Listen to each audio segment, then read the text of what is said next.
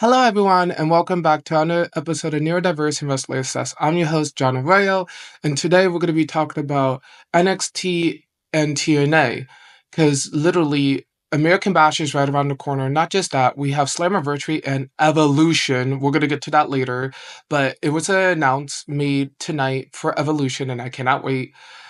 And pretty much we got a attack out of nowhere, two debut surprises, like two new wrestlers debuting, and they kind of showcase well. And the a lot of like backstage drama. So let's get right into it. We start off the show with Jasper Troy just beating up over Femi and putting him through a goddamn, I think SUV or something. And it was just a straight up brawl. And I'm gonna get back to that later, but the match was killer. I need to watch the WWE show LFG because I didn't watch it yet, but I heard it's so good, and that kind of just proved the point. Also, the main event later kind of proves the point. But Jasper Troy is someone that the division need to look out for because he's very good.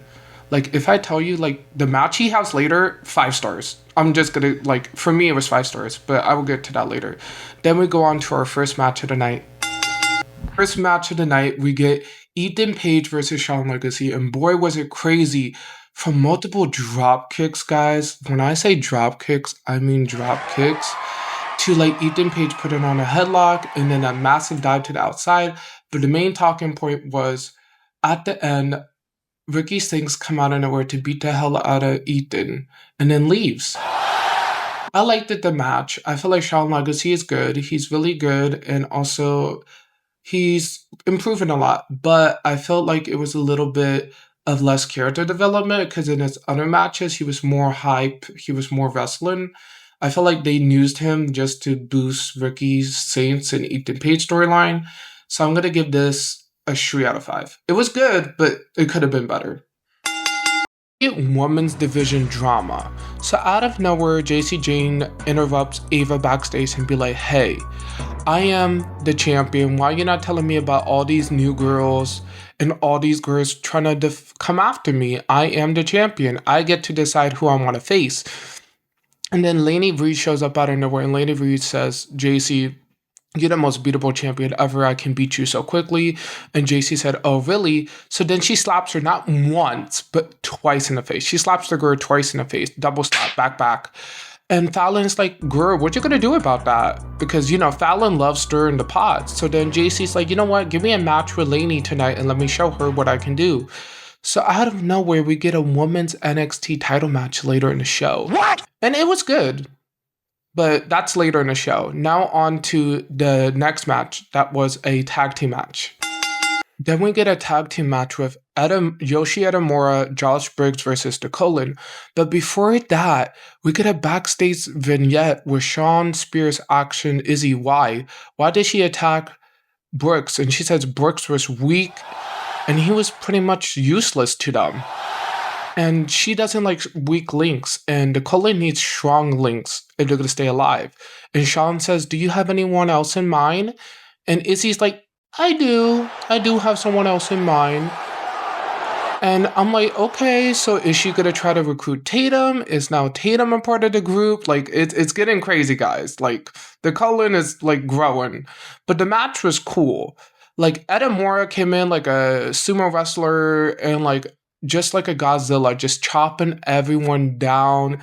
And him and Briggs did some cool tag team moves, but Nico Vance kind of stole the whole show. Like, I was surprised, but Nico Vance stole most of the match with his moves, and then he ends it like pretty much Izzy distracts Briggs by handing him a chair. I don't know why. And then out of nowhere, Nico hits him with a big boot, and then back in the ring, a brawl happens, but then Nico wins with this killer like slam to the mat. And that's the end of the match. And it was a pretty good match. Like, I liked it. And I'm going to give it a 4 out of 5. I feel like the Colon is really getting there. At first, I was worried about the Colon. especially with the whole Brooks Jensen thing. I'm happy that he's not in it no more, but like I was worried about Sean Spears because he came from AEW, and I'm like, okay, hopefully they don't like ruin him again like the first run. But he's actually proven himself well. And Izzy Dame kind of being like the second hand, like the second mastermind, like recruiting people while Sean is doing most of the wrestling is really good. And Nico Vance really surprised me. I'm gonna give this a 4 out of 5. And I can't wait to see where it goes next. One. And now we're gonna move on to Mariah's May debut. Yes, she debuted, and now she's going by Mo- Blake Monroe. Like literally now she is going by Blake Monroe, and more than ever, she's coming back with like a diva era, and she's given full like I love it. Like she's given like full how would you say like full like old school television. Like she's given like I show like the clips here, like here and here, but it's given like Sabrina Carpenter, it's given I Love Jeannie, Sabrina the Teenage Witch, Nanny, and I love it. Like it's given full like old school, and I cannot wait. And you know she's gonna bring like the diva-ish back to WWE, and I cannot wait. Then we get the match of Lash Legend versus Ren Sinclair, and it was a really good match, I will say. Ren Sinclair does these like arm bars, and she goes around like in a circle. I think it's really cool. That's like a move that I think she should keep in her resume and make her really define and stand out from the women's division. Lash was a straight up beast with a frog splash and a bear hug, but pretty much Lash wins with the Lash extender for the win. And it was a good match. And I feel like Lash should move up to the main roster. It's time for Lash Legend to move up to the main roster, or at least give her like a title shot or something. Because it's like she's so good that I think she's ready to move up to the main roster. Put her against Mia Yim, or let her go after the Intercontinental Championship or the US title. But the match was good. I'm gonna give it a 3. It was okay. It's just like I felt like the match was good. It's just that Lash is such a veteran and Ren is so new that it did felt like at times Lash was carrying the match. And Lash had more character than Ren. But it was a good match overall. Then we get the match of JC Jane versus Lainey Reed. It was a good match. Lainey Reed comes out of nowhere trying to roll up JC, trying to pick up the win. But JC fights back and hits a knee. But then Lainey hits this crazy top rope code breaker, and then a twisted suplex, but no deal. Fallon Henley gets involved, and JC wins with a big boot. After the match, Ava comes out and she's like, JC, you want new competitors? Okay. We're gonna have 4 single matches next week, and then the week after, we're gonna have a fatal 4-way. The winner will see you at Evolution. Yes, we're gonna get an NXT title match at Evolution, the first match announced for the pay-per-view. And this was a pretty good match. I'm gonna give it a 4 out of 5. I feel like it was really good. JC really showed. Lainey improved a lot. But I just feel like it was missing that oomph, like that aura. Like JC Jane is a good wrestler, her gimmick is good, but it's missing that aura. And Lainey Reed is kind of giving me a little bit of a Fallon Henley, just a bit, with the country gimmick. I like it, but they need to do something to make her like stand out from Fallon and like some of the other girls. But it was a pretty good match. So yeah, a 4 out of 5. Then we had NXT men drama. Yes, the men locker room also have drama. So Josh and Edamura is talking about their loss and how they're going to get back into the tag team title picture. Then out of nowhere, First Class from TNA shows up. And AJ's like, none of you guys are going to be tag team champions when me and Casey are here. We're coming after the NXT tag team championships. And then Elijah shows up out of nowhere, and Elijah's like, I have unfinished business with you, AJ. Can you cost me my championship match against all odds? And then, every man is talking backstage, and somebody's like, you know what? Let me go talk to Ava. Let's make some type of match or something. The men's division is heating up. as well. The locker room is getting heated with both brands of NXT and TNA going back and forth. We're about to get a giant war coming soon, and we have to see who will be the ones to end up on top. Then we got Mafia drama with Tony D and Luca versus High Rise. Before the match, Luca's on the phone with someone, and we don't know who. And then Tony shows up like, yo, who are you on the phone with? And Luca's like, no one, like, I'm not on the phone with no one, like, everything is fine. And the match was good. Like, most of the match, Luca fought by himself because Tony didn't want to tag in. Tony didn't know he can trust him. But Luca showed off by fighting against Dark State, and Tony tags in for a bit. But then chaos happens because Stax comes out of nowhere with a crowbar. Tony beats the hell out of Stax. Stax leaves. And then out of nowhere, Luca looks like he's gonna hit Tony with the crowbar, but he doesn't. But it leads into an argument, and Dark State picks up the win. It was really good, and the drama was really intense. I'm gonna give this the first 5 out of 5 for the show. And it really sets the tone for like what is gonna happen with the storyline. I like it. It's getting really Mafia vibe. Not just that, but like seeing Tony D'Angelo have that like weakness of he don't know who to trust. That really builds character and development. And I really like that. To close off NXT, we got a monster brawl against Oba, Femi, and Jasper Troy. It was insane. Like literally both of them broke the whole arena from the ropes to the barricade. Right from the beginning, both men just went straight at it, and Jasper Troy just beat Oba down to a pulp, and it was some crazy like spots, like the top rope, double man spot, and then Jasper Troy just knocking the hell out of Oba. But at the end, Oba does a fall from grace, not once, but twice for the win, and it was amazing. And I'm going to give the match a 5 out of 5 because that's such a good match for Oba. Because we never saw Oba get overpowered. We never saw him get beat down like that before. So to see him like have a weakness in Jasper Troy is really interesting, and it builds this storyline of can actually dethrone Oba. Not just that, but Jasper Troy was pure amazing. Like he just went out the park just swinging, and I liked that. I'm gonna give this match, I already said in the beginning, a 5 out of 5. It was really good. The pacing was good. They give them a pretty decent time to go at it. And each spot of them breaking apart of like the arena from the ropes to the barricade happened during the match, not all at once. It happened in like small segments during the match. And they also played into Oba's injury, so I really like that. So overall, I'm gonna give NXT a 4 out of 5.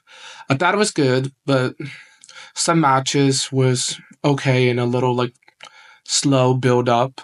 But I liked it. It was a pretty good show, and it shows that NXT Weekly has been delivering. Now on to TNA.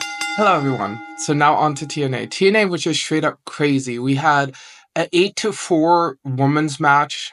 It's crazy. So they start out with a 4v4 tag team, then they go to a 4-way match, and the winner gets to face Masha Slamovich at Slammiversary. We got the IInspiration back in the ring. We got backstage drama from the men's locker room. Pretty much there's a war about to happen. And First Class is pretty much aligning itself with Trick Williams, so let's get right into it. We kick things off for Santino Marella celebrating that he beat Robert Stone. So Robert Stone is no longer in TNA, finally. And Santino Marella talks about how he's going to be a better head of director and stuff. And he says that, you know what, at Slammiversary, we're going to get Moose versus Leon Slater. What? He just announces the first match for Slammiversary for the X Division Championship. And then he says to Trick Williams, be careful because the whole locker room does not like you. And we will see that play out later in the show. Pretty much the whole locker room is divided by Trick Williams, a NXT guy holding the TNA championship.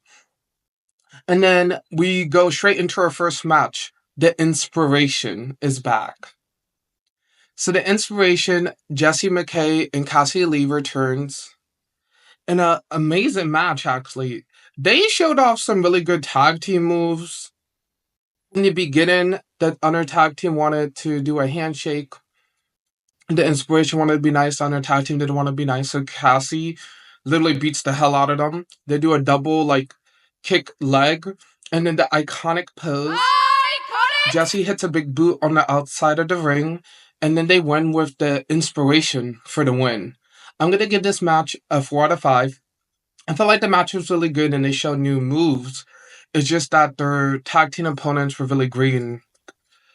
And I felt like it was good, like, good booking. But if they went against a other team that was more established, maybe it would have been a 5. But I will give this match a 4.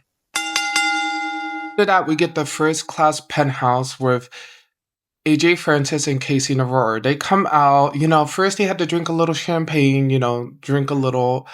And then, AJ Francis and Casey says it's going to be a first class summer. And they're happy. They're going to give away money. So they lie to a kid, say they're going to give the kid money, and then tell the kid to scram winners never win. I mean, losers never win. And then break out Trick Williams. And he's pretty much, they say, like, they're aligned with Trick Williams and they're going to take over TNA. Both of them taking over TNA would be good. Really hero energy off the roof, and picking on kids is just messy. And I want more of that, please. Like the messy, rich attitude, like bad and bougie. I love it. After the first class penthouse, we get some backstage drama. So Jason Hotch is getting ready for his match. And then the system shows up. And the system's like, do you know what we want to hear? We're going to let you know the truth. The Order 4 ain't doing you no good, Jason Hotz. If you take care of Leon Schlater tonight, you maybe have a spot in the system. We can let you join. And then Ali in Order 4 shows up and they have a showdown. And Ali has his face like, that's my guy. And then after, the system is just picking with the whole locker room at this point. They go to Matt Cardona and they're all mad. JDC is mad that he keep drinking his coffee backstage. Alicia steals a number mad because it's like, you're a free agent. Why the hell are you doing here? So next week they're going to have a match, a tag team match. And now Matt Cardona need to find a mystery opponent or a tag team opponent. The locker room is heating up. It's getting messy and I love it. We get the match of Jason Hotz and Leon Slater. This was an absolute banger. Chain wrestling, bounces, drop kicks. Hotz hits this rope knee move. And Leon Slater hits this crazy outside move, like they're on the ring post and stuff, like the ring apron. These men went at it, but at the end, Leon hits a Swanton 450 splash for the win. I'm going to give this match a 5 out of 5. It was so good, and both men really showed that they can do it, as well as the future stars of the company, in my opinion. And we get an interview with Tessa Blanchard backstage. And Tessa's like, you know what? I'm going to win the 8-4-1 match. I don't care how many women is thrown at me. I am going to be the one to dethrone Marta Slamovich. And then she storms off. So we have to see how Tessa does. So it leads into the match. On to my favorite match of the night, the 8-4-1 match. So the whole point of the match is we get a 4-on-4 tag team match. And then the winners of the 4-on-4 tag team match go into a fatal 4-way. The winner will face Marta Slamovich. So it was a really good match. The contenders were Jody Hurt, Dredd, Danny Luna, Zaya Brookside, Rosemary, Tasha Steeles, Killer Kelly, Indy Hartwell, and Tessa Blanchard. And it was good, okay? So we start off with Danny Luna and Jody Dredd going one-on-one. Roll-ups, pin-ups, but they almost hit each other, but they can't. Because, they're tag team partners. So then out of nowhere, Jody tags in Tasha, and Tasha's like, excuse me, what the hell? So Tasha and then Luna tags in Zaya, so Tasha beats the hell out of Zaya, but then Zaya hits a Parakamana in the corner that looked devastating with some drop kicks and a crossbody, and then she tags in Rosemary, and everyone was shocked. I was shocked. She tagged in Rosemary, the girl she beat the hell up last week in a Monster Ball match. And Rosemary even looked at her like, girl, like, I don't like you. So then Rosemary chokes the hell out of Zaya Brookside. And Tessa Blanchard takes advantage by pulling Rosemary. So then out of nowhere, Tasha thought she got the upper hand, but Rosemary rose from the dead, scared the hell out of Tasha. So Tasha tags in Killer Kelly, and Killer Kelly and Rosemary have a showdown of two monster beasts, and they just throw hands. They just keep throwing hands nonstop. And then, Tessa's like, you know what, let me get in. So she secretly tags in. She goes against Killer Kelly for a bit when Killer Kelly's down. But then Killer Kelly tags out to Jody, so then Tasha and Jody goes at it. Victoria Crawford gets involved.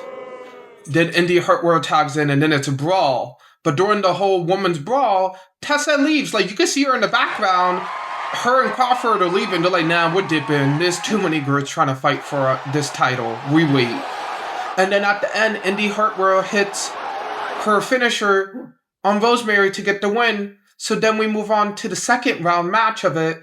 That's Indy Hartwell, Tasha Steelz, Killer Kelly, and Jody Dredd. And it was a straight up brawl. All women went at it nonstop. Each woman hits a finisher. But at the end, Killer Kelly hits this devastating drop on Indy and Tasha for the win. So now Killer Kelly is going to face Masha Slamovich at Slammiversary. And that's going to be epic. I'm going to give this a 5 out of 5. Because usually we don't really see matches like this. And having a match like this was really good. And having each woman bring a rivalry in, like the whole like Zaya Brookside and Rosemary. And then having Tessa Blanchard be messy. And then she leaves. That's what I like. Like she was hyping herself so much and then she leaves. And then we have like the Jody Dredd and Danny Luna storyline of, oh, it's no more Spitfire. They don't want to fight each other. But at some point they have to. So having all those women go all together is really good. And it was a 5 out of 5 match. After Killer Kelly wins the match, we get a backstage interview with Masha Slamovich. And they ask her, how do you feel that Killer Kelly won the match? And Masha's like, you know what, Kelly, you've been gone for a while. I've been running the division. And at Slammiversary, I'm going to make you my... Damn. Slamovich is coming after Kelly, and Kelly's coming after Slamovich. We need to see who will prevail, because that's going to be a hard-hitting match. Then we get a promo from Steve Maclin talking about how next week he has to tag team with some other people who does not like, one of them being Trick Williams. And he warns Trick Williams, try something and I will take the TNA championship. So now Steve Maclin's in the mix. So we have to see how that goes. And then after that, we give Mance Warner and Steph DeLander coming out. And Steph says they was robbed from the Intercontinental Championship. It was a screw up. And then Mance Warner almost goes on a whole destruction. Tommy Dreamer tried to stop him. And then Tommy Dreamer gets beat down. And then they leave. Yes, Steph DeLander and Mance Warner attacks the legend Tommy Dreamer. But Tommy Dreamer's a hardcore legend, so I bet you they're going to have a match at Slammiversary, and I cannot wait. And then we get the main event of the Hardys versus First Class. Right away, it was a war. AJ Francis tried to go after the Hardys, so Hardys took him out, and they just beat the hell out of KC. Like, they deleted the hell out of his arm. They literally tag team him to death, but AJ Francis come back and hits a big knee onto Jeff on the ropes and almost chokes him. Matt Hardy gets involved. And then out of nowhere, Trick Williams shows up. And then the whole rest of the men's locker room show up. Joe Hendry, Elias, The System, Order 4, pretty much all, Matt Cardona, like almost all the men, Leon Slater, pretty much all the men come out and they start brawling. And at the end, they're divided into two. So pretty much, we're going to give a Civil War and TNA, and I love it. I'm going to give this match a 5 out of 5. Even though it's a short match, the story building of this whole Civil War arc is really good. And it pretty much shows that TNA is divided, and we don't know where it's going to go. Like, everyone is teaming up or fighting against each other. And I just loved it. And that's pretty much my review for this week, guys. Hopefully you guys enjoy. Please like, comment, and subscribe. Please share the podcast with anyone else who likes wrestling. And please tell me what was your favorite match in the comments, because I always love to hear that stuff. And I will see you guys next time.